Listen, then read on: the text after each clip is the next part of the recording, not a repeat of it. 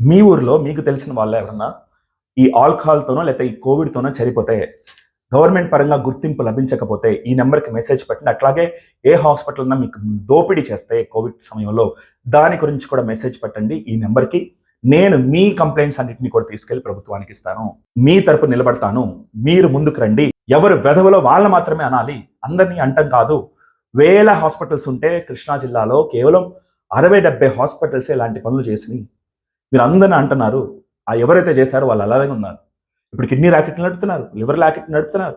రేపొద్దున్నే ఎత్తుకొచ్చి బతికున్నోడినో చంపేసేసి దిక్కుముక్కు లేనిది చంపేసి 5, 6 అవయవాలు అమ్మేసుకుంటారు. ఆ స్థితికెళ్ళిపోతారు ఇలాంటి ఆళ్ళు ఎదవలు. సో వాళ్ళు బానే ఉన్నారు. వాళ్ళ దగ్గరికి జనాలెళ్తున్నారు. ఒక మొత్తం బోగస్ నెట్వర్క్, బ్రోకర్ నెట్వర్క్ పెట్టుకొని. కానీ నిజాయితీపరుడు మాట అనాల్సింది. సమాజానికి భవిష్యత్తులో చాలా కీడు. ప్రజలుగా మీరు కూడా ముందుకు రండి. అప్పటి తప్పులన్నింటినీ ఎత్తి చెప్పండి. కంప్లెయింట్లు ఇవ్వండి. గవర్నమెంట్‌కి ఇద్దాం. మనం మార్చుకునే ప్రయత్నం చేద్దాం.